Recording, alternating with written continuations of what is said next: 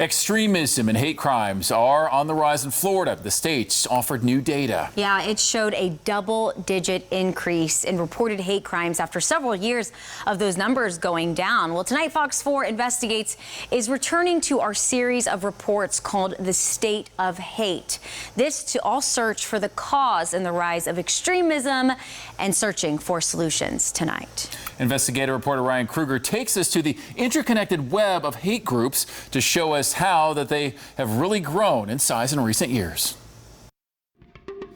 In the darkest corners of the internet, a movement is growing, and the motivation, according to researchers, is hate.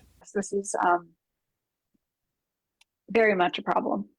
Megan Squire is a fellow at the Southern Poverty Law Center, a nonprofit that tracks extremism and hate groups. All of her work focuses online, searching through what she calls an interconnected web of hate. These folks are weaponizing those platforms, and they're really creating harms. Squire tells me the connections often start in niche online circles, but then eventually move into more mainstream social media. Many of them use memes, similar to what we're showing you right now, but filled with hateful images that we are blurring. And just like when you're trying to sell a product, right?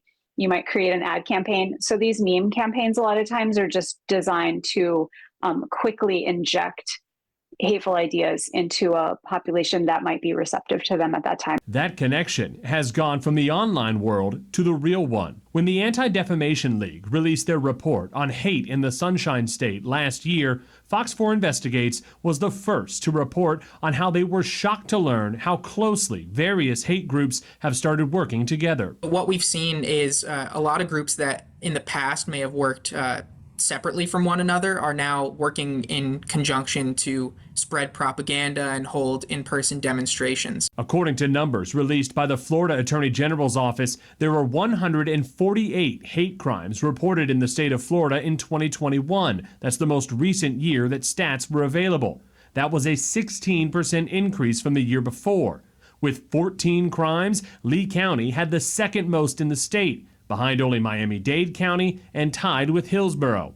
More than half of the crimes locally were targeting the victim's race. Meanwhile, the ADL's report also tracked the number of times that demonstrations were held or propaganda was passed out.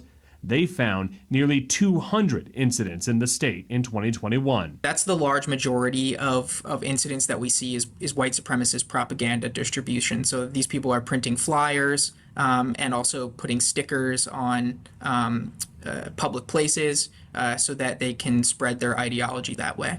One more way that many of these groups are connected is through their funding. Squire tells me cryptocurrency, which is largely untraceable, has become the go-to source for extremists to raise money. Cryptocurrency is the currency of the realm now. I cannot list a single group or person that we study that is not involved in cryptocurrencies in some way.